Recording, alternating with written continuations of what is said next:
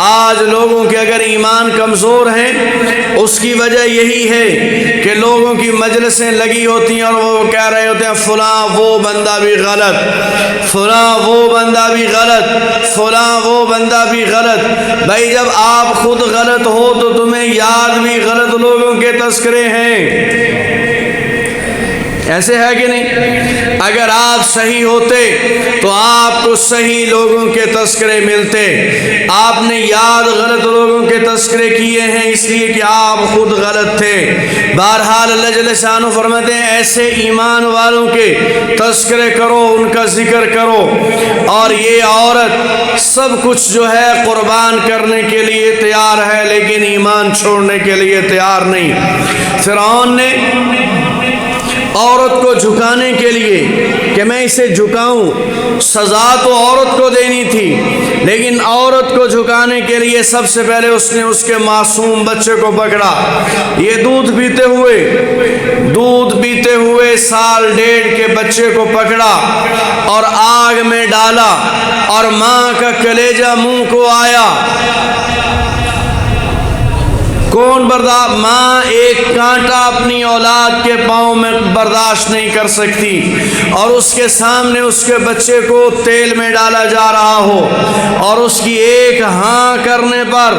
وہ بچہ بچ سکتا ہو، اس کی جان بچ سکتی ہو، لیکن وہ اس کا کلیجہ منہ کو آیا۔ ماں تھوڑا سا کپ کپائی لیکن میرے رب ایمان لانے والے لوگوں کی مدد کرتا ہے۔ اللہ جل شانہ نے اس معصوم بچے کو زبان دی، معصوم بچے کو میرے رب نے بولنے کے لیے زبان دی۔ وہ بچہ کہنے لگا ماں فکر نہیں کرنی، تھوڑی دیر کی بات ہے۔ تفسیر ابن کثیر میں علامہ ابن کثیر دمشقی نور اللہ مرقدہ لکھتے ہیں وہ بچہ کہتا ماں صبر کرو، تھوڑی دیر کی بات ہے، بس ادھر روح قفص عنصری سے پرواز کرے گی اور ادھر میرا رب نعمتوں بھری جنت کے محلات میں داخل کر دے گا۔ بچے کا بولنا، بچے کا کلام کرنا ماں کے لیے استقامت کا سبب بنا۔ دوسرا بچہ بھی ڈالا اور ماں کو بھی ڈالا اور تینوں جو ہے جب تیل میں ڈالے جاتے تھوڑی دیر کے بعد ہڈیوں کا پنجرا رہ جاتا۔ فرعون نے تینوں کو ایک جگہ دفنا دیا اور معراج کی رات نبی علیہ السلام گزرے تو ایک جگہ سے خوشبو آ رہی تھی۔ جبریل علیہ السلام سے نبی علیہ السلام نے پوچھا جبریل یہ خوشبو کیسی ہے؟ عرض کیا یا رسول اللہ یہ وہ ان تین ماں اور اس کی بیٹیوں کی قبر ہے، جب سے یہ یہاں دفن کی گئی ہیں میرے رب نے ان کی قبر اور جنت کے درمیان کے پردے ہٹا دیے ہیں، ان کی قبر سے خوشبو مہک رہی ہے۔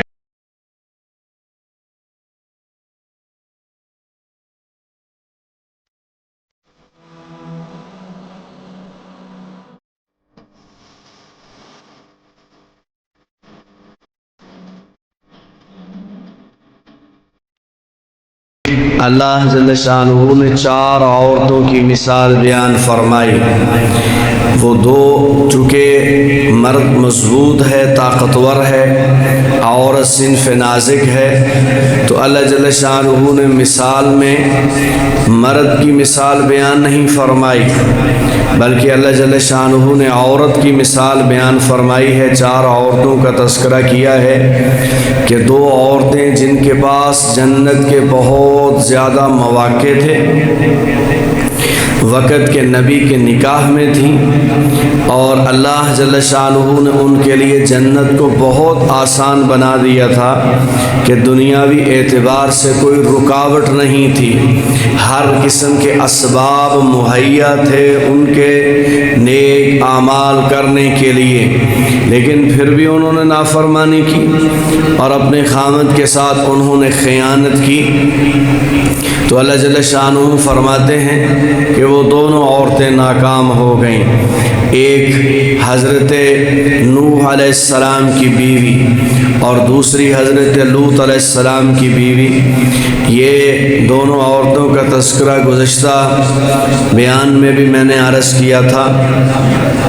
کہ انہوں نے خیانت فخانتاہما فلم یغنیا عنہما من اللہ شیئا، اللہ جل شانہ نے فرمایا تھا کہ ان دونوں عورتوں نے اپنے خاوند کے ساتھ خیانت کی، اور خیانت میں وہ باتیں کرتی تھیں اپنے گھر کی باتیں۔ نوح علیہ السلام پر اگر کوئی بندہ ایمان لے آتا، خفیہ طور پر مسلمان ہو جاتا اور نوح علیہ السلام کے ساتھ گھر میں ملاقات کرتا، تو یہ بیوی جا کر کافروں کو بتا دیتی کہ فلاں بندہ بھی مسلمان ہو گیا ہے،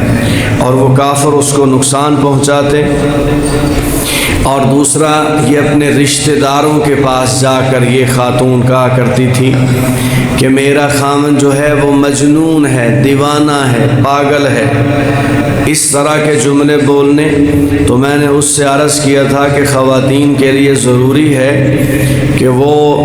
اپنی باتیں، اپنی گھر کی باتوں کو امانت کے طور پر رکھیں، ان میں خیانت نہ کریں، اور عورتوں کو اجازت نہیں دی اسلام نے اور جناب رسول اللہ صلی اللہ علیہ وسلم نے کہ وہ اپنے خاوند کی تذلیل کریں یا خاوند کی کسی بھی اعتبار سے توہین کریں۔ جو عورتیں اس کا ارتکاب کریں گی، ظاہر بات ہے اللہ جل شانہ کی پسندیدہ نہیں ہوں گی، اور یہ بہت قلیل عورتیں ہیں جنت میں جانے والی۔ بخاری شریف کی حدیث ہے، جناب رسول اللہ صلی اللہ علیہ وسلم نے فرمایا، میں نے جنت کی طرف جھانک کر دیکھا، جنت کی طرف جھانک کر دیکھا تو دو قسم کے لوگ جن کی جنت کا فیصلہ ہو گیا ہے، جنت میں جانا ہے انہوں نے، جو لوگ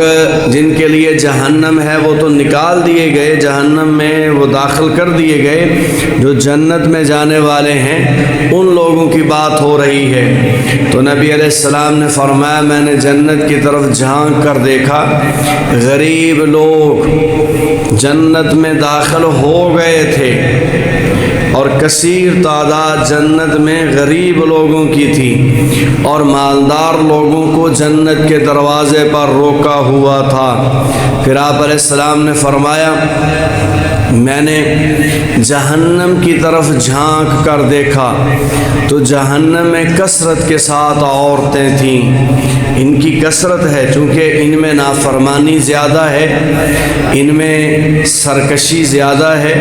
اس لیے اللہ جل شانہ نے ایک تو مثال بھی عورتوں کی ہی بیان فرمائی، کامیاب ہونے والی دو عورتیں اور ناکام ہونے والی دو عورتیں، اور پھر ترغیب دی ان کو کہ اپنے شوہر کی اطاعت کرنا۔ ایک حدیث ہے صحیح بخاری شریف میں، یہ جو عورتوں کے خلا کا مسئلہ ہوتا ہے وہ حدیث اصل ہے، اور احادیث بھی موجود ہیں۔ ایک حدیث جو مین حدیث ہے جس سے خلا کے مسئلے میں فقہا مسائل نکالتے ہیں، وہ ایک صحابی تھے حضرت ثابت بن قیس بن شناس رضی اللہ تعالیٰ عنہ، ان کی بیوی نے ان سے خلا لیا تھا، تو اس سے مسائل بھی نکلتے ہیں۔ بخاری شریف میں روایت ہے، میں خلا کا مسئلہ تو نہیں بیان کر رہا، میں اس سے ایک عورت اپنے خاوند کا کتنا احترام کرے اس کی ایک جزئی میں بیان کرنا چاہتا ہوں کہ وہ عورت آئی نبی علیہ السلام کے پاس، حضرت ثابت بن قیس بن شناس رضی اللہ تعالیٰ عنہ کی بیوی نبی علیہ السلام کے پاس آئی اور عرض کیا کہ یا رسول اللہ، میں ثابت بن قیس بن شناس کے ساتھ نہیں رہ سکتی، دونوں مسلمان ہیں، نیک اور صالح اور دیندار ہیں، یہ عورت بھی بہت دیندار ہے، متقی ہے، اور حضرت ثابت رضی اللہ تعالیٰ عنہ بھی بہت نیک اور صالح اور پکے مسلمان ہیں، بڑے شان والے صحابی ہیں۔ یہاں تک کہ ایک بار یہ اپنے گھر میں بیٹھے ہوئے تھے، نبی علیہ السلام نے صحابہ سے فرمایا کہ مجھے ثابت بن قیس بن شناس نظر نہیں آ رہا، تو ایک صحابی سے نبی علیہ السلام نے فرمایا تم ذرا پتہ کر کے آؤ۔ وہ گھر میں گئے تو دیکھا کہ اپنے گھر کے ایک کونے میں بیٹھے رو رہے ہیں اور چہرے کا رنگ بدلا ہوا ہے، تو کہا جی آپ کیوں رو رہے ہو؟ کہا میری آواز ذرا تھوڑی سی زیادہ ہے، میں بولتا ہوں تو میری آواز زیادہ ہے، اور میں نبی علیہ السلام کی مجلس میں بیٹھ کر جب بولا کرتا تھا تو میری آواز بسا اوقات سارے لوگوں کی آواز سے زیادہ ہو جایا کرتی تھی۔ اور چند دن پہلے آیت نازل ہوئی ہے یا ایھا الذین آمنوا لا ترفعوا اصواتکم فوق صوت النبی، کہ ایمان والو اپنی آوازوں کو نبی علیہ السلام کی آواز سے اونچا نہیں کرنا، اگر اونچا کرو گے تو تمہارے اعمال ضائع کر دیے جائیں گے۔ کہتے ہیں میری آواز اونچی ہو جاتی تھی، مجھے تو ڈر لگا ہے کہ میرے کہیں اعمال نہ ضائع کر دیے گیا ہوں، میں اس لیے رو رہا ہوں۔ جناب رسول اللہ صلی اللہ علیہ وسلم نے اس آنے والے صحابی کے ہاتھ پیغام بھیجا کہ جاؤ ثابت بن قیس بن شناس انصاری رضی اللہ عنہ کو جا کر بتاؤ کہ نبی علیہ السلام فرما رہے ہیں کہ ثابت میں تو تجھے جنت میں دیکھ رہا ہوں، تم جنتی لوگوں میں سے ہو، تمہارا جنت میں داخل ہونا میرے رب نے مجھے دکھا۔ یعنی یہ بھی شان والے صحابی ہیں اور بیوی بھی شان والی صحابیہ ہے۔ تو نبی علیہ السلام کے پاس آ گئی، عرض کیا یا رسول اللہ میں اس کے ساتھ نہیں رہ سکتی۔ اور ان کا جب نکاح ہوا تھا تو حق مہر کے اندر حضرت ثابت رضی اللہ تعالیٰ نے کو ایک باغ دیا تھا، ایک باغ کھجور کا حق مہر میں دیا تھا۔ تو عرض کیا یا رسول اللہ ان کے اخلاق میں بھی کمی نہیں ہے، ان کے دین میں بھی کمی نہیں ہے، لیکن بات یہ ہے کہ اسلام لانے سے پہلے ثابت بن قیس بن شناس انصاری رضی اللہ تعالیٰ عنہ نے ہمارے خاندان کا ایک بڑا معتبر بندہ قتل کر دیا تھا۔ تو ہمارا جو اس نے بندہ قتل کیا تھا اس کی وجہ سے میں نے کوشش تو بہت کی ہے کہ یہ بات میرے دل سے نکل جائے، لیکن وہ بات میرے دل سے نہیں نکل رہی۔ اب میں اگر نکاح میں رہتی ہوں تو مجھے ڈر ہے، یہ لفظ اس لفظ کے لیے میں نے ساری حدیث بیان کی ہے، مجھے ڈر ہے کہ کہیں میں اس خلش کی وجہ سے، وہ جو قتل والا معاملہ ہے وہ کبھی کبھار مجھے یاد آ جاتا ہے، تو میں اس کی وجہ سے کہیں ان کی کسی کام میں نافرمانی نہ کر بیٹھوں۔ میں وہ واقعہ تو نہیں بھول رہا، جیسے جناب رسول اللہ صلی اللہ علیہ وسلم نے حضرت وحشی رضی اللہ عنہ کو معاف تو کر دیا تھا، لیکن فرمایا تھا سامنے نہیں آنا، سامنے نہیں آنا۔ جب تم سامنے آتے ہو تو مجھے اپنے چچا کے ٹکڑے یاد آ جاتے ہیں۔ تو ظاہر بات ہے یہ ایک قتل ہوا ہے اور وہ کبھی کبھار اس عورت کو یاد آ جاتا ہے، جب یاد آ جاتا ہے تو خامد کی عزت اور احترام میں کمی واقع ہو جاتی ہے۔ تو عرض کیا کہ یا رسول اللہ اس سے مجھے اپنے دین کے بارے میں خطرہ ہے کہ میں کہیں ان کی خامد کی نافرمانی کر کے میں آخرت کے اعتبار سے نقصان نہ اٹھا لوں۔ اور ایک حدیث میں اور بات ہے، نبی علیہ السلام کے پاس ایک بندہ آیا اور اس نے کہا یا رسول اللہ آپ سفارش کیجئے، میری بیٹی شادی نہیں کر رہی۔ آپ علیہ السلام نے فرمایا کیوں نہیں کر رہی؟ اس سے جب پوچھا گیا تو اس نے کہا یا رسول اللہ آپ نے خامند کے حقوق اتنے بتائے ہیں، مجھے ڈر ہے کہ اگر میں نکاح کروں اور میں وہ حقوق اور ذمہ داریاں ادا نہ کر سکوں اور نہ کرنے کے نتیجے میں کہیں آخرت کے اعتبار سے ناکام نہ ہو جاؤں، تو میں اس مسئلے میں ہی نہیں پڑتی۔ لیکن جناب رسول اللہ صلی اللہ علیہ وسلم نے ترغیب دی۔ بہرحال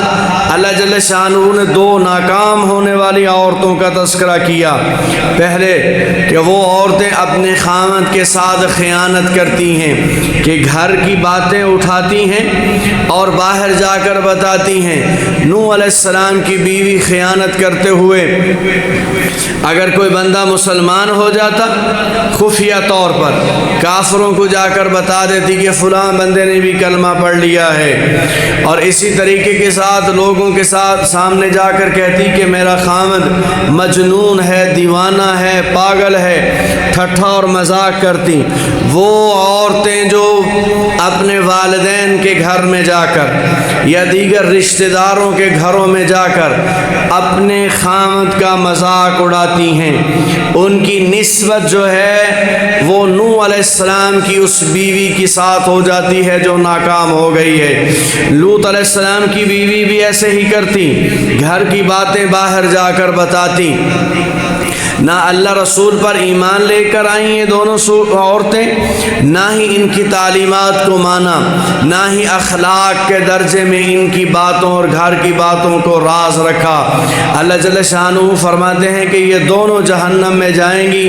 اور وقت کے نبی کے نکاح میں ہونے کے باوجود یہ عورتیں ان سے کوئی نفع حاصل نہیں کر سکیں گی کل قیامت کے دن۔ پھر میرے رب نے دو اور عورتوں کا تذکرہ کیا جو کامیاب ہو گئی آخرت کے اعتبار سے، جن کو اللہ جل شانہ نے کامیابی عطا فرمائی، باوجود اس کے کہ یہ ناکام ہونے والی عورتیں نبیوں کے نکاح میں تھیں لیکن بات نہ ماننے پر ناکام ہو گئیں۔ اور جو کامیاب ہونے والی عورتیں ہیں ان میں سے ایک عورت فرعون کے نکاح میں تھی، جو اس کائنات کا سب سے بڑا ظالم انسان گزرا ہے، اس دنیا کا سب سے بڑا ظالم انسان، جس کو اللہ جل شانہ نے فرعون کہا، اور اس کا نام اس قدر غلیظ بنا ہے کہ آج جب بھی کوئی ظلم کر رہا ہوگا تو لوگ اس کو فرعون کے لفظ سے بلائیں گے کہ فلاں بندہ فرعون، یعنی اس کا نام دنیا کے لیے گالی بن گیا۔ اتنا برا آدمی اور اس کے نکاح میں ہے، لیکن اللہ اور اس کے رسول کی فرما بردار بن جاتی ہے، آنے والی تمام تکلیفیں اور پریشانیاں جو ہے وہ برداشت کر لیتی ہے، تو اللہ جل شانہ فرماتے ہیں کہ وہ کامیاب ہو جاتی ہے۔ وضرب اللہ مثلا للذین آمنوا امرأة فرعون اذ قالت رب ابن لي عندك بيتا في الجنة ونجني من فرعون وعمله ونجني من القوم الظالمین۔ اللہ جل شانہ فرماتے ہیں کہ پہلے میں نے انکار کرنے والے لوگوں کے سامنے دو عورتوں کا تذکرہ کیا تھا،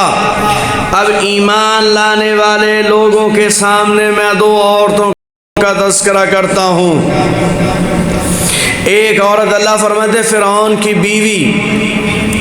موسیٰ علیہ السلام پر ایمان لے آتی ہے، اور اتنا پکا ایمان لے کر آئی کہ پھر فرعون کا ظلم و ستم اس کو روک نہیں سکا، ایمان سے ہٹا نہیں سکا۔ ہمارے اس قدر کمزور ایمان ہلکی سی تکلیف پر بدل جائیں، کمزور ایمان ہلکے سے مفاد پر بدل جائیں، لیکن وہ ملکہ ہے اس زمانے میں، اگر فرعون کی بات مانیں گی تو ملکہ بھی رہے گی، بادشاہی بھی رہے گی، محلات بھی رہیں گے، اگر انکار کرے گی تو صرف محلات نہیں جائیں گے، اپنی جان سے بھی ہاتھ دھو بیٹھے گی۔ لیکن اللہ فرماتے ہیں وہ پکی رہی ایمان پر، پکی رہی۔ فرعون اپنے آپ کو خدا کہہ رہا ہے کہ میں لوگوں کا خدا ہوں، مجھے آ کر سجدہ کرو، اور اس کے ایمان کا سبب بنی ایک باندی، ایک باندی فرعون کی بیوی کے ایمان کا سبب بن گئی، ذریعہ بن گئی۔ وہ فرعون کی ایک باندی تھی،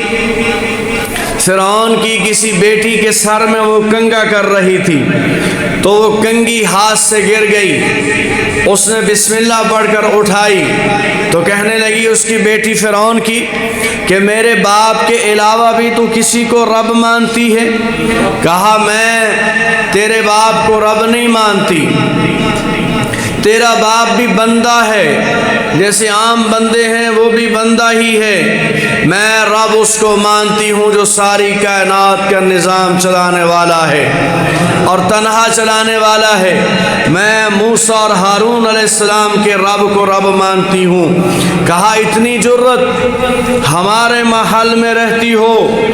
ہماری باندی اور ہمیں خدا ماننے سے انکار کر رہی ہو۔ فرعون کو خبر دی گئی، اور فرعون 18,000 بے گناہ بچوں کو قتل کر چکا ہے۔ اس قدر ظالم انسان پیدا ہوتے ہی بچوں کو قتل کرنے والا سخت دل انسان، اس کو خبر دی گئی کہ آپ کی ایک باندی جو ہے وہ مسلمان ہو گئی ہے، آپ کو رب نہیں مان رہی۔ فرعون جو ہے غصے میں آیا، اس نے دربار سجایا اور آگ جلائی اور اس پر ایک کڑاہا رکھا اور اس میں تیل ڈالا۔ جب تیل کھولنے لگا اس باندی کو بلایا اور اس باندی کے ساتھ 2 چھوٹے چھوٹے بچے ہیں، ایک دودھ پیتا ہوا بچہ 1.5 کا اور ایک بچہ کو 6-7 سال کا، 2 معصوم بچے، اور اس عورت کا خامد نہیں ہے، خود باندھی ہے، خود وہ باندھی ہے اور اپنے 2 بچے لے کر وہ فرعون کے پاس پہنچ گئی۔ اور فرعون نے کہا کہ عورت سے کہا کہ مائی موقع ہے، کلمہ چھوڑ دے، جان بچ جائے گی، بچے بھی بچ جائیں گے، آزادی بھی دے دوں گا تجھے، ساتھ اپنے پاس سے کچھ خزانے میں بھی دے دوں گا تجھے۔ لیکن عورت نے کہا کہ میں کبھی بھی لا الہ الا اللہ نہیں چھوڑ سکتی، میں لا الہ الا اللہ۔ یہ اللہ جل شانہ بیان فرما رہے، ان لوگوں کو اپنا آئیڈیل بناؤ، یہ نمونہ ہے۔ اگر آپ اپنی مجالس میں تذکرہ کرو گے بددیانت لوگوں کا تو بددیانتی بڑھے گی، آپ اپنی مجالس میں تذکرہ کرو گے ان لوگوں کا جن کا ایمان کمزور یا سرے سے موجود ہی نہیں تھا تو اس سے ایمان میں ضعف آئے گا۔ میرا رب کہہ رہا ہے ان کا تذکرہ پڑھو، ان لوگوں کی باتیں کرو، تمہارا ایمان مضبوط ہوگا۔ آج لوگوں کے اگر ایمان کمزور ہیں اس کی وجہ یہی ہے کہ لوگوں کی مجلسیں لگی ہوتی ہیں اور وہ کہہ رہے ہوتے ہیں فلاں وہ بندہ بھی غلط، فلاں وہ بندہ بھی غلط، فلاں وہ بندہ بھی غلط۔ بھائی جب آپ خود غلط ہو تو تمہیں یاد بھی غلط لوگوں کے تذکرے ہیں، ایسے ہے کہ نہیں؟ اگر آپ صحیح ہوتے تو آپ کو صحیح لوگوں کے تذکرے ملتے، آپ نے یاد غلط لوگوں کے تذکرے کیے ہیں اس لیے کہ آپ خود غلط تھے۔ بہرحال اللہ جل شانہ فرماتے ہیں ایسے ایمان والوں کے تذکرے کرو، ان کا ذکر کرو۔ اور یہ عورت سب کچھ جو ہے قربان کرنے کے لیے تیار ہے لیکن ایمان چھوڑنے کے لیے تیار نہیں۔ فرعون نے عورت کو جھکانے کے لیے کہ میں اسے جھکاؤں، سزا تو عورت کو دینی تھی لیکن عورت کو جھکانے کے لیے سب سے پہلے اس نے اس کے معصوم بچے کو پکڑا۔ یہ دودھ پیتے ہوئے 1.5 سال کے بچے کو پکڑا اور آگ میں ڈالا اور ماں کا کلیجہ منہ کو آیا۔ کون برداشت؟ ماں ایک کانٹا اپنی اولاد کے پاؤں میں برداشت نہیں کر سکتی اور اس کے سامنے اس کے بچے کو تیل میں ڈالا جا رہا ہو اور اس کی ایک ہاں کرنے پر وہ بچہ بچ سکتا ہو، اس کی جان بچ سکتی ہو، لیکن وہ اس کا کلیجہ منہ کو آیا، ماں تھوڑا سا کپ کپائی، لیکن میرے رب ایمان لانے والے لوگوں کی مدد کرتا ہے۔ اللہ جل شانہ نے اس معصوم بچے کو زبان دی، معصوم بچے کو میرے رب نے بولنے کے لیے زبان دی۔ وہ بچہ کہنے لگا ماں فکر نہیں کرنی، تھوڑی دیر کی بات ہے۔ تفسیر ابن کثیر میں علامہ ابن کثیر دمشقی نور اللہ مرقدہ لکھتے ہیں وہ بچہ کہتا ماں صبر کرو، تھوڑی دیر کی بات ہے، بس ادھر روح قفص عنصری سے پرواز کرے گی اور ادھر میرا رب نعمتوں بھری جنت کے محلات میں داخل کر دے گا۔ بچے کا بولنا، بچے کا کلام کرنا ماں کے لیے استقامت کا سبب بنا۔ دوسرا بچہ بھی ڈالا اور ماں کو بھی ڈالا اور تینوں جو ہے جب تیل میں ڈالے جاتے تھوڑی دیر کے بعد ہڈیوں کا پنجرا رہ جاتا۔ فرعون نے تینوں کو ایک جگہ دفنا دیا اور معراج کی رات نبی علیہ السلام گزرے تو ایک جگہ سے خوشبو آ رہی تھی۔ جبریل علیہ السلام سے نبی علیہ السلام نے پوچھا جبریل یہ خوشبو کیسی ہے؟ عرض کیا یا رسول اللہ یہ وہ ان 3 اس کی بیٹیوں کی قبر ہے، جب سے یہ یہاں دفن کی گئی ہیں میرے رب نے ان کی قبر اور جنت کے درمیان کے پردے ہٹا دیے ہیں،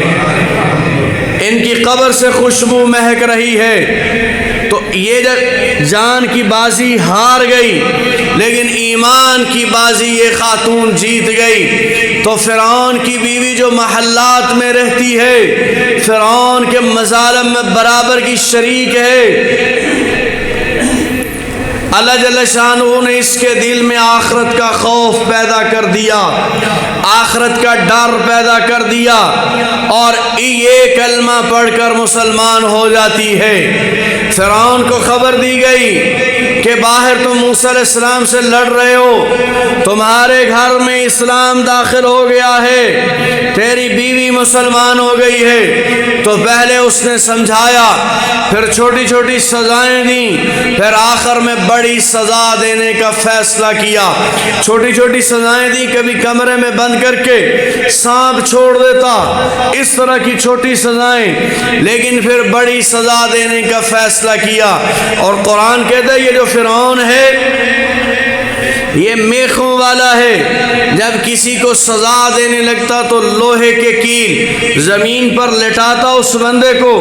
اور لوہے کے کیل اس کے جسم میں اور زمین میں بڑے بڑے کیل ہوتے اس کے جسم میں گاڑ دیتا، وہ اسی طریقے کے ساتھ تڑپتا مر جاتا۔ اب یہی سزا دینے لگا اپنی بیوی کو، اسے زمین پر لٹایا ہوا اس کے کارندوں نے، اور سامنے کھڑا ہے اور کہہ رہا ہے کہ ابھی بھی وقت ہے کلمہ چھوڑ دے، ابھی بھی وقت ہے کلمہ چھوڑ دے اور ایمان چھوڑ دے، تجھے واپس ملکہ بناؤں گا، واپس محل میں داخل کروں گا، واپس تجھے راج دلاؤں گا۔ لیکن وہ ایمان بچانے والی خاتون، زمین پر لٹایا اس نے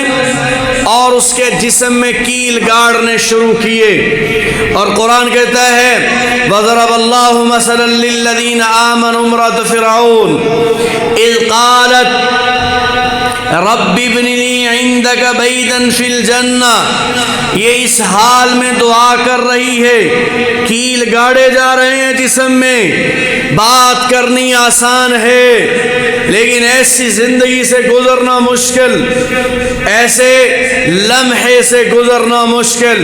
کیل گاڑے جا رہے ہیں اور اس حال میں اپنے رب سے دعا کر رہی ہے کہ اے میرے رب، میرے لیے یہ فرعون کا محل نہیں مجھے چاہیے، میرے لیے جنت میں محل بنا۔ لیکن دعا کی باریکی دیکھیے، دعا بڑی خوبصورت دعا کی، رب ابننی عندک، اے میرے رب اپنے پڑوس میں میرے لیے گھر بنا۔ پہلے رب سے پڑوس مانگا ہے کہ اے میرے مولا مجھے اپنا پڑوس عطا فرما اور اپنے پڑوس میں میرا گھر بنا، یہ دعا مانگ رہی ہے۔ اور دعا کا تذکرہ قرآن کر رہا ہے، اور ساتھ دعا کی کہ یا اللہ وَنَجِّنِي مِن فِرْعَوْنَ وَعَمَلِهِ وَنَجِّنِي مِنَ الْقَوْمِ الظَّالِمِينَ، اے میرے رب مجھے فرعون کے ظلم سے نجات عطا فرما اور اس کے ارد گرد جو ظالم لوگ ہیں اس قوم سے بھی مجھے نجات عطا فرما۔ حدیث میں آتا ہے اس نے جو دعا مانگی ہے اس کو لٹایا ہوا ہے اور کیل گاڑے جا رہے ہیں، اور ایک بڑا پتھر اٹھا کر کے فرعون کے کرندے کھڑے ہیں کہ اس کے منہ پر ماریں گے اور ایک لمحے میں یہ مر جائے گی، تو وہ پتھر لے کر کھڑے ہیں، یہ نیچے دعا مانگ رہی ہے کہ میرے رب مجھے اپنا پڑوس دے، مجھے اس سے نہیں کوئی مطلب، میرے دل میں کوئی چاہت نہیں ہے اس کی۔ یہ دعا چل رہی ہے، مشیت فرشتوں سے کہتی ہے کہ اس عورت کے اور جنت کے درمیان جتنے پردے ہیں سارے پردے ہٹا دو، سارے پردے ہٹا دو۔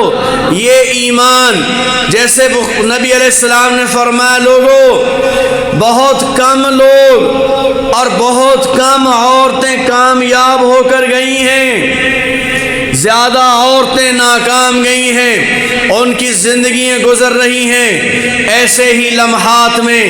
ان کی زندگیاں گزر رہی ہیں گھر کو خوبصورت کیسے بنانا ہے، یہاں اس کی دیواروں پر کپڑے کون سے لگانے ہیں، یہاں اس بیڈ پہ چادر کون سی بچھانی ہے۔ میں اللہ کی قسم حقیقت بیان کر رہا ہوں، اسی پر زندگیاں صرف ہو رہی ہیں۔ گھر میں کس کس طرح کے برتن لے کر آنے ہیں، گھر کون کون سے لباس پہننے ہیں، اس پر فکریں ہو رہی ہیں۔ اور میرا رب کہہ رہا ہے یہ ساری چیزیں فرعون کر چکا ہے، خوبصورت محلات بنا چکا ہے، لیکن ناکام گیا ہے۔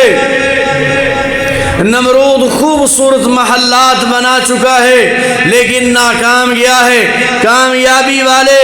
مرد ہوں یا عورت وہ گئے ہیں جو اللہ اور اس کے رسول پر اپنی جانیں قربان کر گئے۔ فرمایا ان میں سے ایک یہ عورت ہے، فرعون کی بیوی ہے اور اس کے لیے چلنا مشکل ہے ایمان پر، لیکن سب کچھ قربان کرتی ہے۔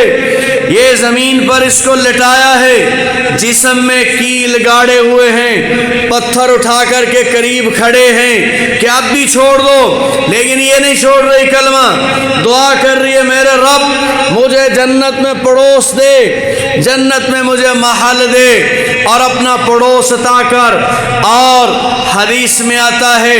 اللہ جل شانہ نے فرشتوں سے فرمایا اس عورت کے اور جنت کے درمیان جتنے پردے ہیں ہٹا دو، اس کی روح نہ نکلے کہ پہلے اپنا جنت میں محل دیکھ لے۔ میرے رب نے دکھا دیا اس کو کہ اگر اتنا بڑا محل چھوڑ کر جا رہی ہو تو میں تجھے جنت میں ایسا محل عطا کروں گا کہ یہ اس کے مقابلے میں ردی کی حیثیت بھی نہیں رکھتا۔ جب انہوں نے پتھر ڈالا، پتھر مارا اس پر اور اس کی روح پرواز کر گئی، ادھر روح نکلتی ہے، ادھر جو ہے وہ جنت میں داخل ہو جاتی ہے۔ اور اماں خدیجہ رضی اللہ تعالیٰ نے کی جب وفات ہونے لگی تو نبی علیہ السلام نے حضرت خدیجہ رضی اللہ تعالیٰ عنہ سے فرمایا، اپنی بیوی سے فرمایا کہ جب تم جنت میں جاؤ گی تو وہاں میری بیویاں ہیں، ان میں سے ایک آسیہ زوجہ فرعون وہ میری بیوی ہے جنت میں۔ نبی علیہ السلام نے پہلے مطلقاً فرمایا کہ جنت میں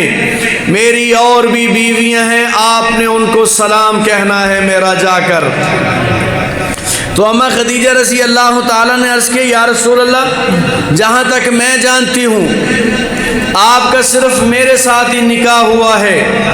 اس سے پہلے آپ کا کسی خاتون سے نکاح نہیں ہوا۔ آپ نے فرمایا بالکل دنیا میں میرا ابھی تک صرف تیرے ساتھ نکاح ہوا ہے، لیکن دو عورتیں ہیں کہ میرے رب نے جنت میں ان کے ساتھ میرا نکاح کر دیا ہے۔ ان میں قرآن کریم نے بیان کیا ایک فرعون کی بیوی جو جان کی بازی لگا دیتی ہے لیکن ایمان بچا لیتی ہے، اور دوسرا اللہ فرماتے ہیں دوسری عورت وَمَرْيَمَ بَنَتَ عِمْرَانَ الَّذِي أَحْسَنَتْ فَرْجَهَا فَنَفَخْنَا فِيهِ مِنْ رُوحِنَا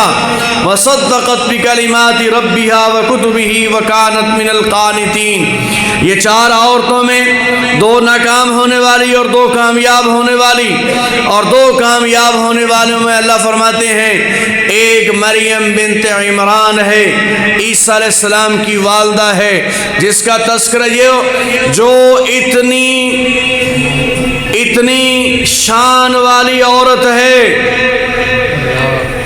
اتنی شان والی عورت کہ میرے رب نے قرآن میں 35 بار اس کا نام لیا ہے، 35 بار۔ اور اللہ جل شانہ نے یہاں صرف تذکرہ کیا ہے تھوڑا سا کہ اللہ مثال بیان کرتا ہے مریم بنت عمران کی جو پاک دامن عورت تھی، اور اللہ جل شانہ نے اپنی قدرت سے بغیر باپ کے اس کو بیٹا عطا فرمایا جو وقت کا نبی بنا، اور اللہ جل شانہ کی فرما بردار تھی اور پاک دامن اور پاکیزہ خاتون تھی۔ یہاں صرف اتنا بیان کیا کیا ہے، لیکن قرآن میں تفصیلات میرے رب نے اس کی بکھیر دی ہیں۔ اور ایک جگہ اللہ جل شانہ نبی علیہ السلام سے فرماتے ہیں وَاذْكُرْ فِي الْكِتَابِ مَرْيَمَ إِذِ انتبذت من أهلها مكانا شرقيا فاتخذت من دونهم حجابا فأرسلنا إليها روحنا فتمثل لها بشرا سويا۔ اللہ جل شانہ نبی علیہ السلام سے فرما رہے ہیں وَاذْكُرْ فِي الْكِتَابِ مَرْيَمَ، اے میرے محبوب قرآن کے آئینے میں ان کے سامنے مریم علیہ السلام کا تذکرہ کرو، ان لوگوں کو بتاؤ۔ میں نے جیسے پہلے عرض کیا ہے کہ قرآن بیان کر رہا ایمان بنانا ہے تو متقی اور پرہیزگار لوگ، نیک اور صالح لوگوں کے تذکرے کرو، ان کی باتیں زبان سے نکالو۔ قرآن بھی یہی کہہ رہا ہے اگر ایمان والا بننا ہے، اور وہ لوگ جن کی مجالس میں بددیانت لوگوں کا تذکرہ ہوتا ہے، فلاں بندہ بھی بے ایمان اور فلاں بھی بددیانت، فلاں بندہ بھی برا اور فلاں بھی برا، ایسے لوگوں کی مجالس میں نہ بیٹھو، کیونکہ جب بددیانت لوگوں کا تذکرہ ہوگا تو آپ بھی بددیانت ہی بنو گے۔ اس لفظ کی نحوست ہوگی جو دل میں داخل ہوگی، اور یہ جو بددیانت لوگوں کا تذکرہ سن رہا ہے شوق کے ساتھ، یہ خود بھی بددیانت ہے، اسی لیے سن رہا ہے۔ اگر یہ ایمان والا ہوتا تو ایمان والوں کا تذکرہ کرتا، ایمان کی بات اچھی لگتی۔ جیسے آذان ہے، آذان تو آذان سے ایمان والے کے دل کو سکھ پہنچتا ہے۔ جب آذان ہوتی ہے، آذان کے لفظ سن کر ایمان والے کا ایمان مضبوط ہوتا ہے، اسے خوشی محسوس ہوتی ہے، لیکن جو ایمان والا نہیں ہوتا اسے تکلیف ہوتی ہے۔ اور جناب رسول اللہ صلی اللہ علیہ وسلم نے فرمایا، بندوں کی مثال نہیں دی، شیطان کی مثال دی نبی علیہ السلام نے۔ آپ علیہ السلام نے فرمایا جب آذان ہوتی ہے تو شیطان کو اتنی تکلیف ہوتی ہے آذان سے کہ وہ وہاں سے بھاگتا ہے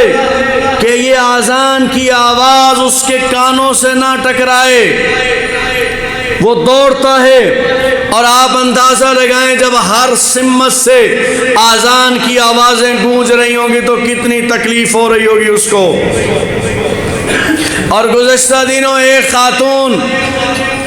پارلیمنٹ میں کھڑے ہو کر مذاق اڑاتی ہے آذان کا، اور کہتی ہے یہ آذان پر پابندی لگواؤ۔ جب آذان شروع ہوتی ہے تو ایک عجیب قسم کی تکلیف ہوتی ہے۔ بھائی وہ عجیب قسم کی جو تکلیف ہو رہی ہے وہ ایمان کے نہ ہونے کی ہے۔ اگر ایمان ہوگا تو ایمان کا تذکرہ ہوگا، ایمان کی باتیں اچھی لگیں گی۔ اگر ایمان نہیں ہوگا تو ایمان کی بات اچھی نہیں لگے گی اور بری باتوں کی جانب دلچسپی ہوگی۔ اسی لیے قرآن کہہ رہا ہے اگر ایمان مضبوط کرنا ہے تو وَاذْكُرْ فِي الْكِتَابِ مریم، ان کے سامنے قرآن کی آئینے میں مریم کی باتیں کرو۔ وَاذْكُرْ فِي الْكِتَابِ ابراہیم، ان کے سامنے قرآن کی آئینے میں میرے ابراہیم علیہ السلام کا تذکرہ کرو۔ وَاذْكُرْ فِي الْكِتَابِ اسماعیل، اگر ایمان بنانا ہے ان لوگوں کے سامنے قرآن کے آئینے میں اسماعیل علیہ السلام کا تذکرہ کرو۔